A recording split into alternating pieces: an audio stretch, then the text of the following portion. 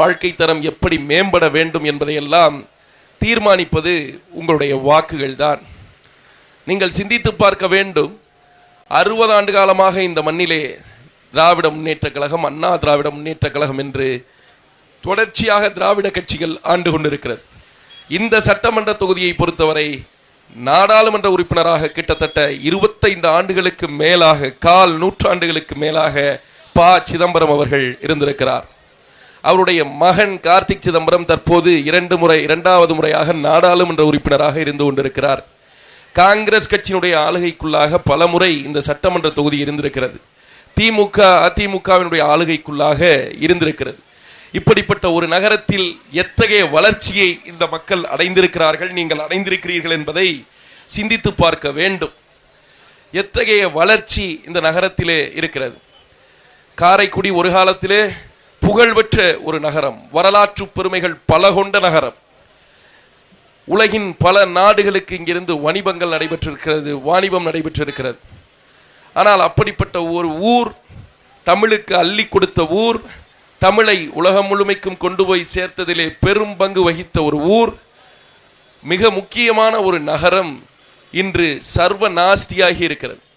சுற்றிலும் இங்கே வாழக்கூடிய மக்கள் செழிப்புற்று இன்புற்று வாழ்வதற்கு, பொருளாதாரத்தை ஈட்டிக் கொள்வதற்கு எந்த வழியிலும் எந்த வாய்ப்பிலும் வழிவாய்ப்பற்று எந்தவித தொழிற்சாலைகளோ வேலை வாய்ப்புகளோ எந்தவித முன்னேற்றமுமோ இந்த மக்களுக்கு இல்லை. பெரும்பாலும் இங்கே இருப்பவர்கள் தங்களுடைய பிள்ளைகளை வெளிநாடுகளுக்கு அனுப்பி, தூர தேசத்திற்கு அனுப்பி, வேகாத வெயிலிலே அரபு தேசங்களிலே வெம்பாடுபட்டு சம்பாதிக்கிற அந்த பணத்திலே இங்கே அவர்கள் வாழ்க்கையை ஓட்டி கொண்டிருக்கிறார்.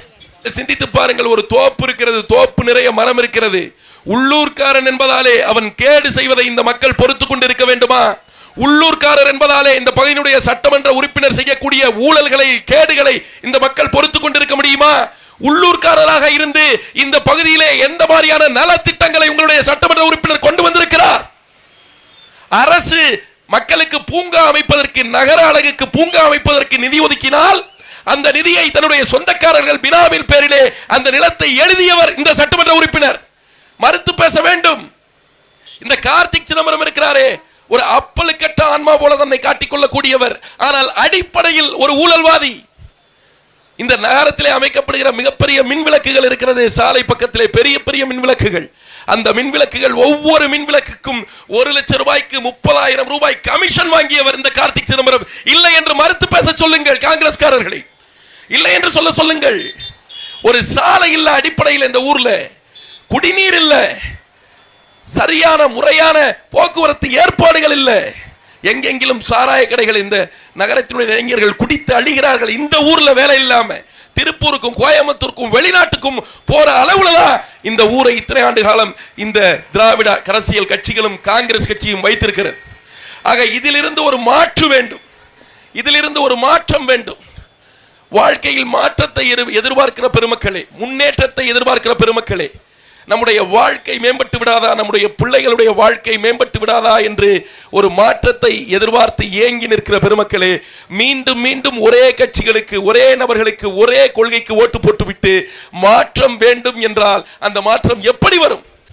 மதிப்பிற்குரிய பெருமக்களே, நீங்கள் சிந்தித்து பார்க்க வேண்டும். உங்கள் கைகளிலே இருக்கிற இந்த வாக்குரிமை பல நாடுகளில் இருக்கக்கூடிய மக்களுக்கு மிகுந்த துன்பப்பாடுகளுக்கு பிறகு, போராட்டங்களுக்கு பிறகு, துயரங்களுக்கு பிறகு கிடைத்தது. அவ்வளவு எளிமையாக இந்த வாக்குரிமை உலகத்தில் பல நாடுகளில் மக்களுக்கு கிடைத்தது இல்லை. இன்று நாம் வியந்து பார்க்கிற அமெரிக்கா, வியந்து பார்க்கிற அமெரிக்காவிலே, உலகின் சுப்ரீம் பவராக இருக்கிற அமெரிக்காவிலே முதலாக தேர்தலை சந்திக்கிற போது அந்த நாட்டிற்குள்ளாக பெண்களுக்கும் கருப்பின மக்களுக்கும் வாக்குரிமை கிடையாது. கிறிஸ்தவர்களுக்கு, கிறிஸ்தவ வெள்ளையர்களுக்கு மட்டுமே வாக்குரிமை உண்டு. அந்த நாட்டிலே, அமெரிக்காவிலே பெண்கள் வாக்குரிமையை பெறுவதற்காக கிட்டத்தட்ட 70 ஆண்டு காலம் போராடி இருக்கிறார்கள், நடையாய் நடந்திருக்கிறார்கள், துன்பப்பட்டிருக்கிறார்கள். நான்களும் சமமானவர்கள் ஆண்களுக்கு. எங்களுக்கும் இந்த நாட்டை ஆளப்போவது யார் என்பதை தீர்மானிக்கிற உரிமை ஏன் வேண்டும் என்று சொல்லி 70 ஆண்டு காலமாக போராடி, மதிப்பிற்குரிய பெருமக்களே, அவர்கள் இந்த நாட்டிலே ஓட்டுரிமையை அமெரிக்காவிலே வென்றெடுத்தார்கள்.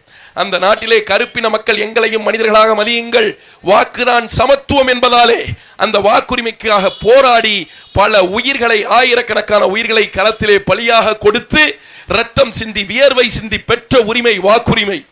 ஐரோப்பாவிலே வாக்குரிமையை பெண்கள் பெறுவதற்கு பல்லாண்டு காலம் போராடினார்கள். இவ்வளவையே நம்மை ஆண்ட இங்கிலாந்து, ஒரு மகாராணியாலே ஆளப்பட்ட இங்கிலாந்து, அந்த இங்கிலாந்திலே தேர்தல் வருகிற போது பெண்களுக்கு வாக்குரிமை இல்லை. பெண்கள் இரண்டாம் தர குடிமக்களாக நடத்தப்பட்டார்கள். பல கட்ட போராட்டங்களுக்கு பிறகு, பல்லாண்டு போராட்டங்களுக்கு பிறகுதான் இங்கிலாந்திலே பெண்களுக்கு வாக்குரிமை கிடைத்தது. உலகம் முழுவதும் போராடி பெற்ற உரிமை வாக்குரிமை இந்தியர்களுக்கு என்னவென்றால் அது சுதந்திரம் அடைந்த பிறகு, அரசியலமைப்பு சட்டம் இயற்றப்பட்ட பிறகு எளிமையாக கிடைத்து விட்டது. அதுதான் இந்தியாவிலே பெரிய சிக்கல். இந்த நாட்டிலே சிக்கல் என்னவென்றால், எளிமையாக எதுவெல்லாம் கிடைக்க வேண்டுமோ அதற்கெல்லாம் இன்று வரை நாம் போராடி கொண்டிருக்கிறோம். எதெல்லாம் போராடி வென்றெடுக்க வேண்டுமோ அதெல்லாம் நமக்கு எளிமையாக கிடைத்து விட்டது. நமக்கு எளிமையாக கிடைக்க வேண்டிய குடிதண்ணீருக்காக இந்த நகரம் போராடி கொண்டிருக்கிறது. சாலை போக்குவரத்து, நல்ல சாலை வசதிகளுக்காக நாம் போராடி கொண்டிருக்கிறோம்.